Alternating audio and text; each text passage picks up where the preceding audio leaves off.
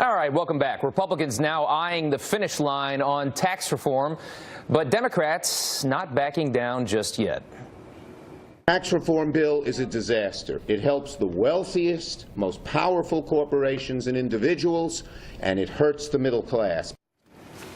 But is this strategy a major miscalculation by the left? That's what we're talking about today. Joining me now to debate this is the executive director of the PAC America Rising, Alexandra Smith, and Democratic strategist Chuck Rocha. Guys, thanks so much for coming on this morning.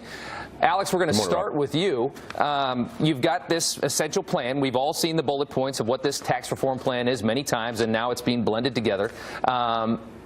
You have two completely different sides on this. You have the Republicans saying this is the greatest thing ever, and Democrats saying this is a full-on assault on the middle class. How can you get two completely different stories from the same plan? Well, of course, we have politics at play here once again. I mean, I think you can look no further to some of the Democratic rhetoric on this to what their objective is. I think Senator Schumer called this a gift behind closed doors. Nancy Pelosi said that this was their roadmap to take back the House. And so I think that they're really aiming to ramp up the rhetoric on this just to achieve a single goal, which is to try to tank the GOP in 2018. Meanwhile, this tax plan is going to help millions of Americans. Whether you look at the increased standard deduction, both for individuals and for married couples, or the expanded child care tax credit, this is going to put money back into the wallets of the American people. So I think for the Democrats to be playing games like this is really going to hurt them in 2018. Yeah, Chuck. Well, I think Chuck, you would argue that both sides use rhetoric all the time. But let's get down to the meat of the actual issues here. You know, the Democrats are trying to pose this as though it's going to be a tax cut for the corporations and the wealthy on the backs of the middle class.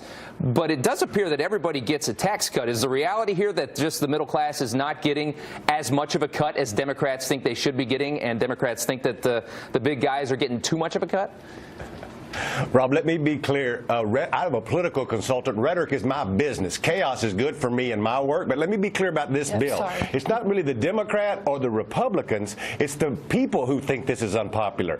And out there right now, this bill is the most unpopular tax bill in the history of our country. Sure, you're going to have people on my side saying you're not giving the poor guys anything. Everybody on the Republican side saying if you give all the rich guys a tax break, it'll trickle down. I'm in Miami today. Yesterday I was out fishing, and my fishing guide, unpromoted to me, said, Chuck, what's going on in Washington, and why they want to give all our money to the richest guys on Wall Street? I was like, I'm winning. This is good. Well, I do think there's a point that the media is against it, and it also has Trump's name on it, which could be why it's very unpopular right now. Let's go to topic 2, though, real quick. I want to talk about 2018. And Chuck, we'll go back to you really fast. NBC saying that the Democrats have the biggest edge in decades in the midterms coming up here. What do you say? Look, I'm not going to pound my chest because we're doing good. It's just a fact that no matter what president is in office, the opposite party always wins seats in the off year. But I think this is going to be a special year. I've been doing campaigns for 27 years, and I've never seen the groundswell of activism among the base of our party. So if those normal voters who vote in a presidential year come back and vote in an off year, it's going to be a big year for the Democrats. Alex, we were just talking about this during the commercial break. This is a pendulum. It swung to the right last year, and you're saying it'll swing back.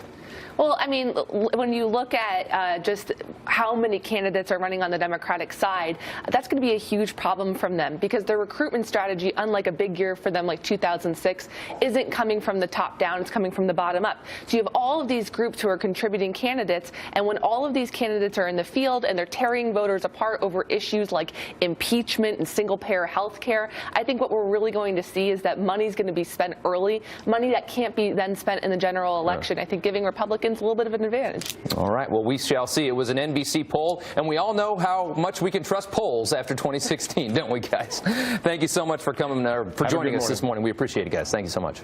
Carly, over to you. Thanks, Rob. Putting America first.